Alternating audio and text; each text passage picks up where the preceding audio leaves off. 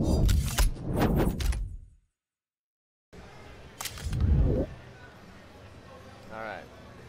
Yeah, well, what's up, ladies and gentlemen? Welcome to our broadcast here today. We are live at PAX Prime in Seattle, Washington. I, of course, am your host, eXtine, and this is Kyle, Gizmo. How you doing, Kyle? I am fantastic. I am so freaking excited for this. It's like Christmas. Yeah, definitely. There's so much going on. It's going to be tough to soak it all in. Yep. Even everything that's like in our close proximity looks like enough stuff for the whole weekend. Oh man, I could be happy with just this. Yeah, we got. We're in a great location here. We got the PAX 10 showcase of games right to our right, and we're at the Tiny Build booth, who are playing an important role in us being here today. We've also collaborated with Washington Interactive Network, which is over that away. You will be able to see their sign on one of our cameras. We are also Vlam Beer helping us out, part of Tiny Build's kind of collaboration on this booth. Also Antlion Audio coming through for the internet. Let's highlight this mod mic. Oh my God, it's so modular. So modular. Very cool product. And then finally, we want to give a shout out to Parallels, who are a huge sponsor of this event, making this happen. Big part of getting this ball rolling. We're very thankful for them. They do Windows emulation on Macintoshes. That is correct. Yeah. You can run all your Mac, the way you want it with all those Windows games that don't run on your Mac natively. So it's pretty cool. It's a pretty wide library there. Pretty wide library there. Yeah. So anyways, we're going to be playing a ton of indie games today. Lots of indie games all weekends. Yeah, that's really kind of our goal here at PAX, is to highlight those indie games. And rotating crew of people. Insomniuhh is going to be our kind of third main host here, so he's super excited to work with the Vlam Beer guys. And we're excited to see all these games, play all these games. Obviously going to be playing a bunch of speedrunners from Tiny Build. We actually have a computer on the other side of the wall here that's got a nice kind of party system set up, and going to be a lot of fun. So just keep tuning in throughout the day for all that sort of stuff. And also, we got some awesome stuff going on in the evening. Our morning show, we're kind of going to do like a wrap up of the night before. There wasn't PAX the night before, but we had an awesome pre-PAX party at GameWorks in coordination with Motiga and highlighting their game, Gigantic. Yeah, it was fantastic. Last night, GameWorks opened their esports arena in Seattle, and it was a huge turnout for Gigantic and PBL there.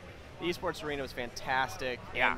And, like Jeff said, we're going to be there every night, hanging out, and this is just going to be a great weekend to roll over there when we're done here. And yeah, and if you're in Seattle, you actually don't need a PAX pass to come down to that. You can just hop right in and wait in line, and you can buy your own computer spot if you want to just get in on the arena, play something other than Gigantic. But it's really a fantastic opportunity to see that game. Check it out. We're really excited about it.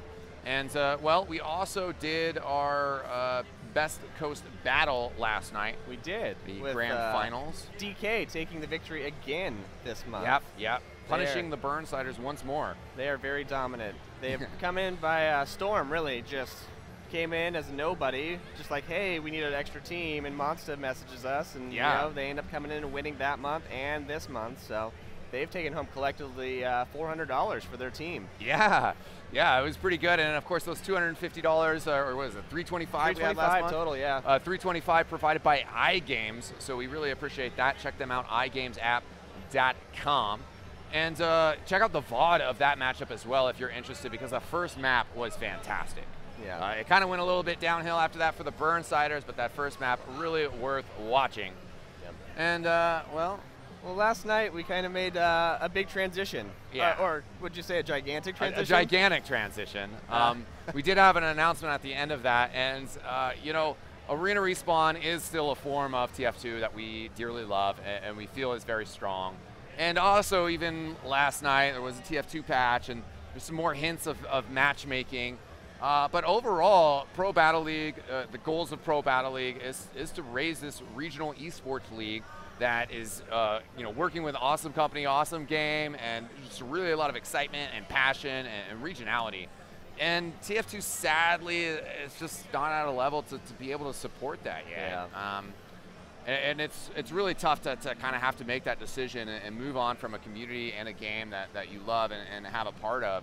But there really is a fantastic possibility of working with Motiga and this game Gigantic, the future of this game. Well, we've had a lot of good discussions with Gigantic, and we share a very similar vision on trying to bring esports at a local level. Yeah. And that, at our core, has always been what PBL is about. So having someone else that shares a vision like that is really critical for us in moving forward with our future successes. And we absolutely love the game. After watching it being played at GameWorks last night, there was a line for 3-4 hours that never stopped. People constantly wanted to play the game into the wee hours of the morning. Even when I left, there was still people were still wanting to play. So just a great game and a great company, and we are officially going to be moving on to Gigantic. Yeah. That's going to be our primary esport that we produce as PBL. Yeah, and that doesn't change any of eXtV's plans for TF2. Obviously, the time commitment that I have with PBL is a big deal. But both eXtv and Pro Battle League have always envisioned themselves as multi-game esport kind of companies. Yeah. And so for us, we still want to highlight TF2. We still want to do what we can to help TF2 grow. Yeah. But we're very excited about the possibilities of Gigantic. And as well, with Pro Battle League and with Gigantic, which is just entering closed beta today. And I guess I'll go back to that. But with Gigantic not being as widely available, PBL, and this regionality and building up local communities, the local esport bars or esport shops, So we still really want to focus on that and have some kind of social nights and pick up games and just try to reach out to general gamers of areas, get them together to play some games, and hopefully make some new friendships. And we'll still probably do a bit of that with TF2. Maybe throw some pastime in there instead of just arena respawn. But still bright future for TF2, a very bright future for Gigantic. And as we mentioned earlier, we're going to be at GameWorks later. Definitely appreciate their help in this. You should come by and check that out. The stream situation is not 100% yet. We're still trying to nail that down. Both us and Motiga have so much going on. But we're getting word that there's a possibility that the build that was there yesterday is not under an NDA, a non-disclosure agreement. So apparently there might be pretty good odds that we would be able to stream that, and that is very exciting. And if you guys are interested in getting beta keys to the game, you can always tweet at Pro Battle League and at Go Gigantic in the same tweet, and those will get you entered in for a chance to win some beta keys. There might be some random giveaways throughout the day, so watch out for that. But as the weekend wraps up, we'll be collecting some emails from people and getting those over to Motiga so people can have access come next week. Yeah. So we also heard that they might be live to Xbox One on this beta. That was a big announcement that they tweeted out last night. Live today on Xbox One. So I have heard word from their CEO, Chris Chung, that it actually runs pretty well on there. So it's pretty cool. So I am very excited to get my hands on that at home. Yeah, I'm sure all those Xbox One players as well.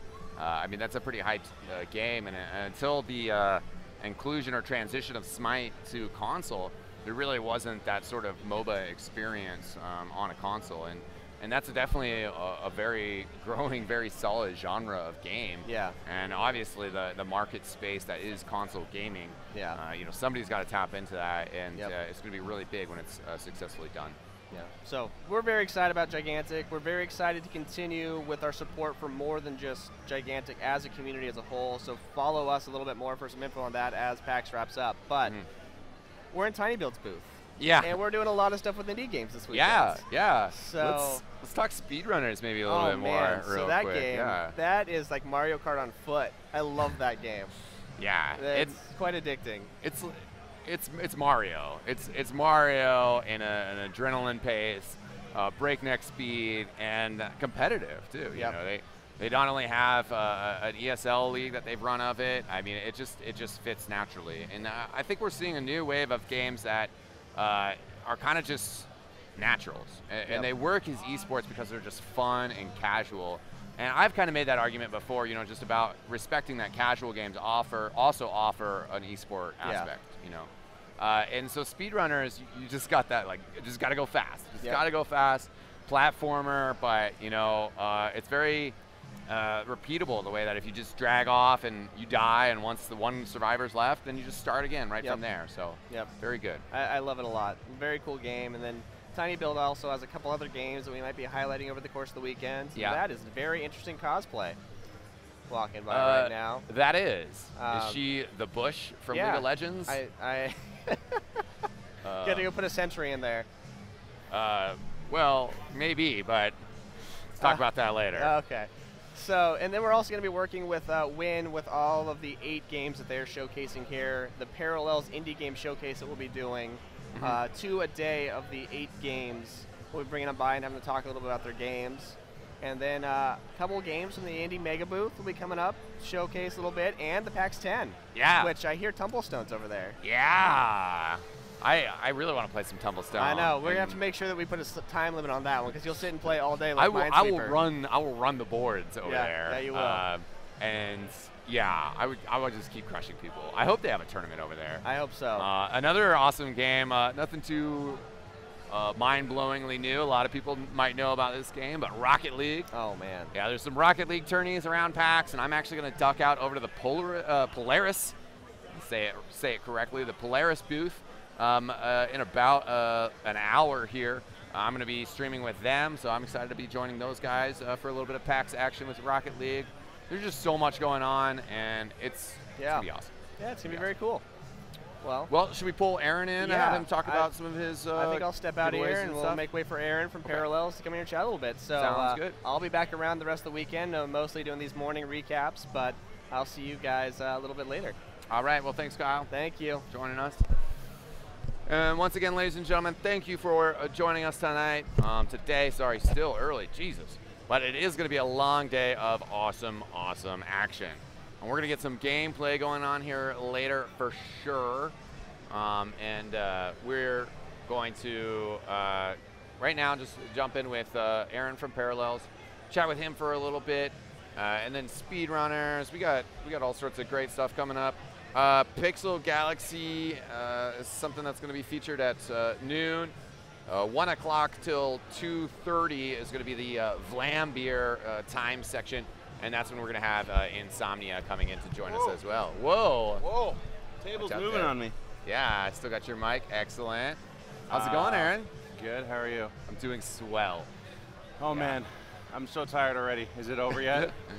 I know. I got parties tonight. I got parties tomorrow, and probably a party on Sunday. I don't know. From what I hear, it's just a non-stop party. I don't know. I haven't seen any of that personally because I've been working so hard. But nobody's walking around with suspicious bottles that kind of might have something else in them. I think the PAX enforcers would stop them, but I'm not really sure. They know how to enforce. That's what I've seen. I've seen some guns on display. And fake guns, not real guns. Well, real guns. Yeah. Well, not that you can't shoot anybody with those guns. No, you can't. Yeah. Anyways, let's talk about a little bit what you guys got going on here today. So I'm with Parallels Incorporated. What we are is a software developer, and we make a software that allows you to run Windows on your Mac. Today we're actually in the Win booth, and what we're doing is we're actually highlighting indie dev games. So today we're playing March of the Machines. March of the Machines is an indie dev game. Really, really cool game. Basically, you make this little factory and then produce weapons for Russia. Not joking. It's awesome. I love these random kind of games. Yeah. It's awesome. So every day we're going to be playing a different game. Really, we're just trying to show people that you don't have to dual boot into another system in order to play the game that you want to. I mean, we're running right now on 2880 by 1880 resolution with fantastic graphics in a Windows environment on a Mac. Awesome. So, I mean, you can't get much better than that. Yeah, we're not going to run the AAA titles, but we're going to run all those other games that some people want to play, like Rust. Some people can't play it on the Mac side because there's no Mac engine. You're going to have to turn your graphics down, obviously, but you can still play Rust on good settings on your Mac.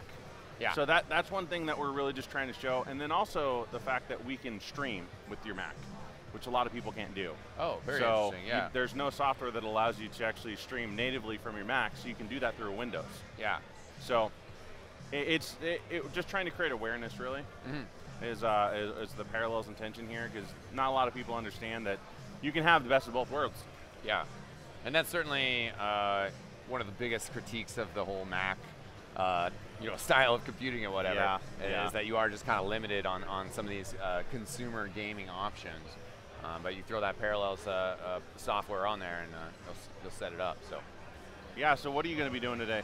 Well, I got Rocket League going on later. I'm heading over to the Polaris booth to play Rocket League. Oh, yeah, snap. yeah. I've been playing a lot of that recently. I'm getting better. I got good soccer instincts, you know, and that's I think why it's going to be a successful, awesome game. You can have good soccer instincts, but unless you know how to fly through the air and hit the ball at the exact time it's coming, what are you going to do? I mean, there's some people who are just insane. Yeah. I saw a couple clips, and I've been telling a few people about Rocket League, and the finale of the MLG first Rocket League tournament was awesome.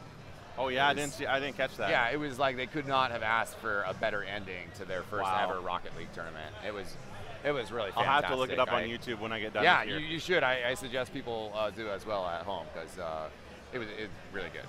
Yeah, really good.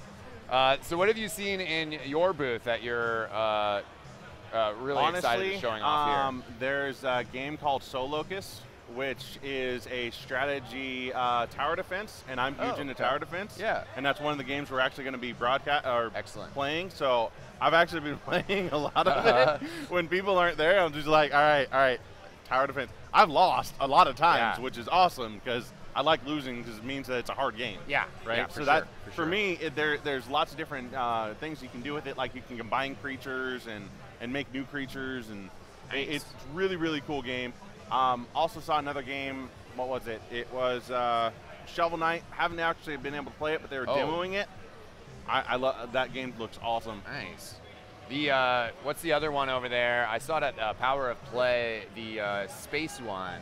Commander Kadara. Yeah, we're actually that's a Kadala, I think. Yeah.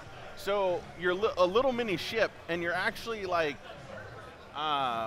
you're the commander of a ship, and you have to go and fight other people, and then you capture their ship. So you take them to prison. And I'm like, what's going on here? You have like a tractor beam and some bullets and stuff, and it's awesome. Nice. Yeah, that seems like a cool game. I really like the style on it. It's kind of like a little bit of a steampunk, sci-fi, space opera. Yeah. They've got some really funny dialogue too. Oh, nice. They've got some really funny dialogue. Nice. Like one of the guys was like, "Chillax, man. It's totally chill. Totally chill. Just chill, bro. Chill." Yeah. So you guys are also going to be handling some giveaways today, right? Oh, dude. My goal in life, my entire goal in life, is to get this entire indie dev floor to participate in this raffle. So yes, we are working on that. At 4:30 every day, we're going to be doing a raffle for a Samsung tablet for one, a Samsung Galaxy Tab 3. We're also going to be giving away keyboards and mice and headsets and indie dev games and swag packs and pretty much anything I can get my hands on, right? Yeah. So I want to make sure that this is like the indie dev giveaway every day. So we have just a massive amount of people. Actually, I've been talking to the enforcers, and the enforcers are like, dude, we don't even know how you're going to manage this. Do you even have a mic? I was like, I'll download it on my phone. Got it. So yeah, it's going to be awesome. I'm hoping to get 600-700 people up here every day. Yeah. We're doing it at 4:30 because I understand gamers and everyone wants to be downstairs on the 4th floor at 5:30 to 6 when they're doing their giveaways. So I'm conscious of that, and I made sure that we did it at 4:30. Nice. That's good. Gives them enough time to come here, do it, and then go downstairs. Yeah. Right. There's a lot of stuff going on too. Oh, dude, there's so much stuff going on. I mean, there's so many. The 4th floor is insane. This dev floor is insane. I mean, right across from us, we have Adult Swim. I'm looking at their games. I don't even know what to do. But I know. Some of them look cool. Some of them look very cool. From what I've seen so far, Star Mazer looks awesome. Yeah. Desync, that looks really cool. I don't like it. It's like you have a lightsaber or something, and see that? He just lightsabered some dude. I don't know what's going on. Okay. And then you just blast him in the face. Yeah. I don't know if that's a multiplayer shooter or just it looks like one-on-one. But yeah, definitely real cool. What were some of the other ones? Some duck games or something. A lot of fun stuff. Duck games? Yeah, I think that's what it's called. And I want to give a shout to the Portland Indie Game Squad. They're going to be doing a little thing in coordination with Adult Swim, like a game jam contest in Portland sometime. Nice. And it sounds really rad, like a really good opportunity for these indie game devs.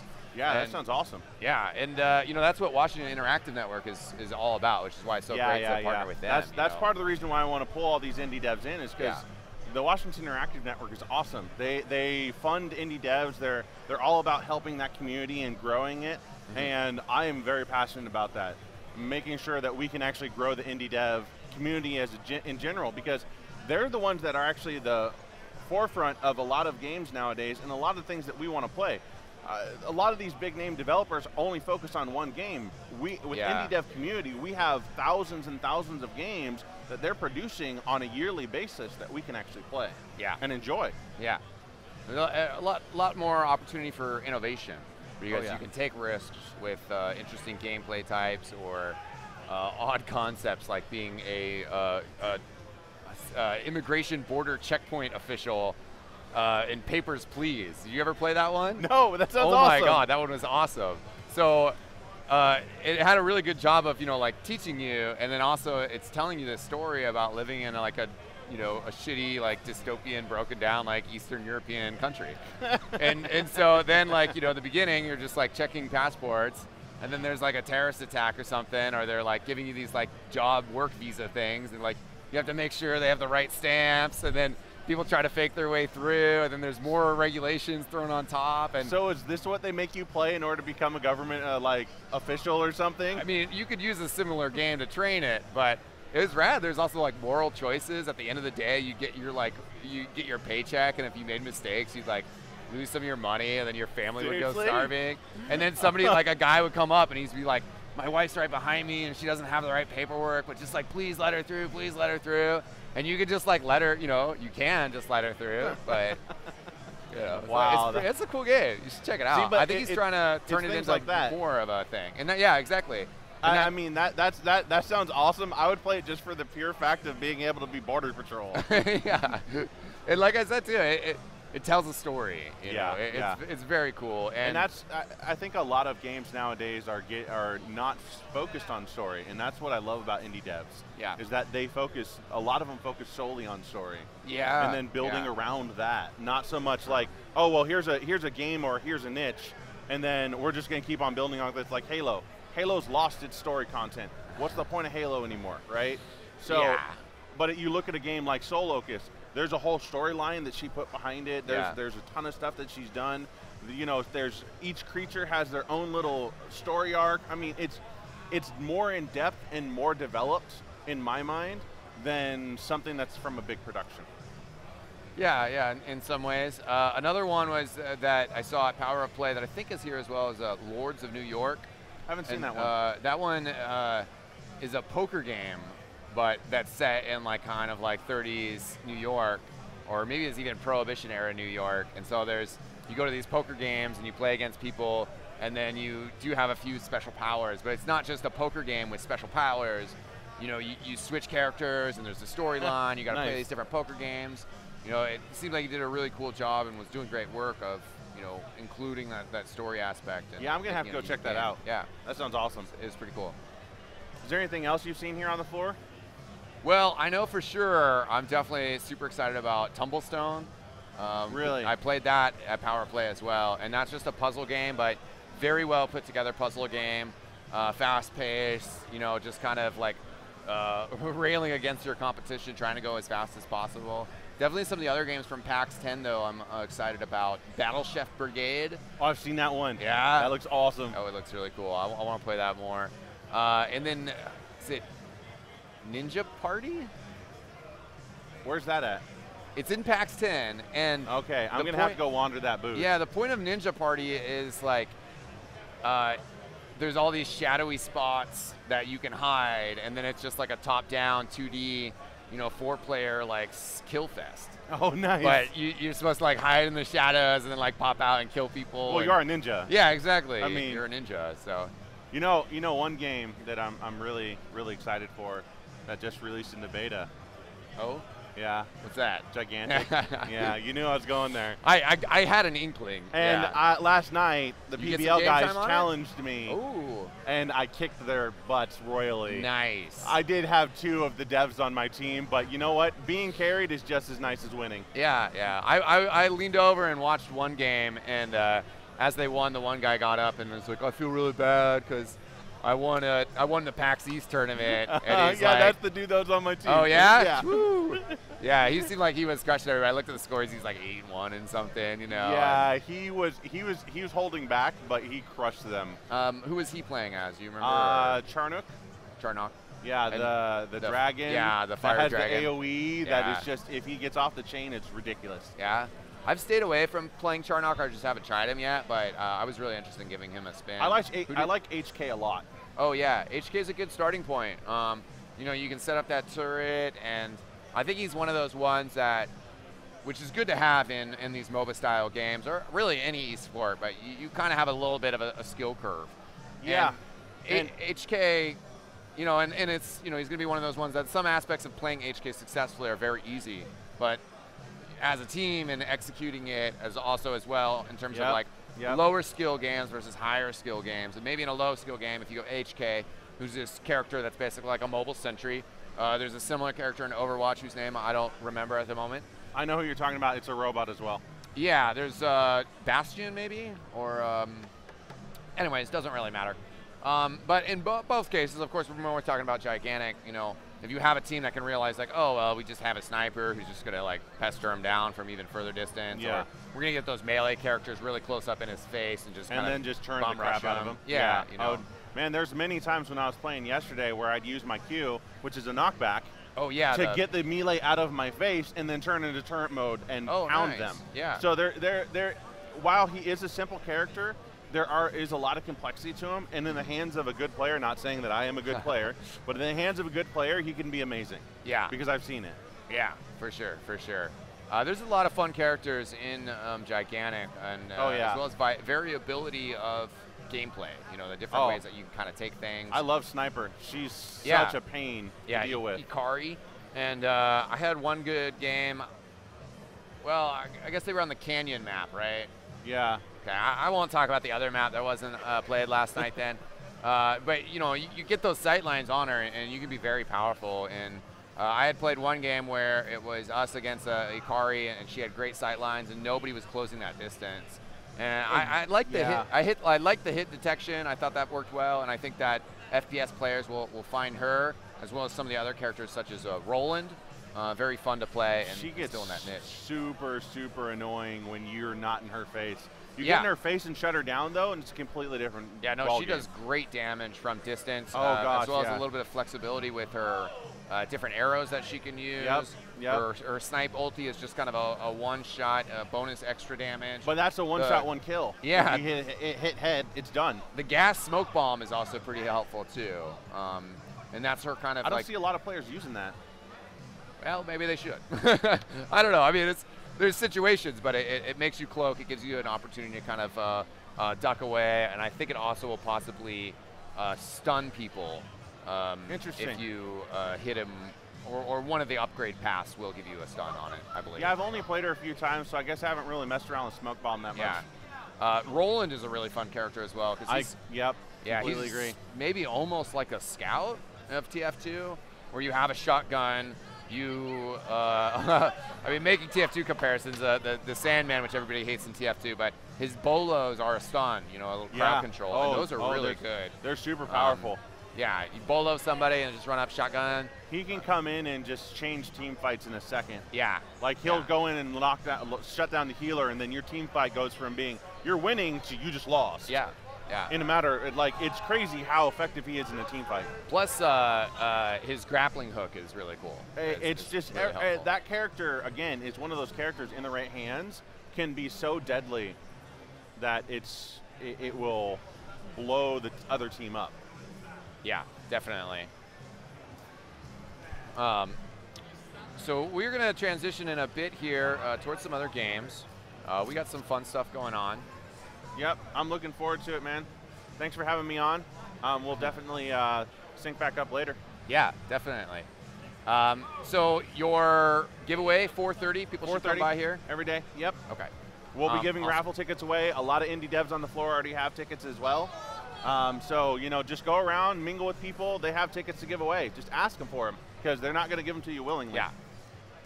Sounds good. All right, ladies and gentlemen, well, we're going to take a quick little break here, and I think we're going to get our first game set up on our monitor back here, and then we'll pop in Insomniuhh or our boy Gizmo. Insomniuhh chilling over there in the warm-up circle, as it were.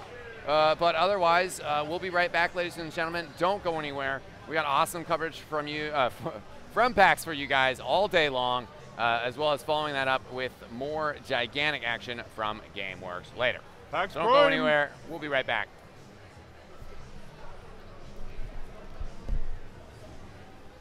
All right, man. Thank you.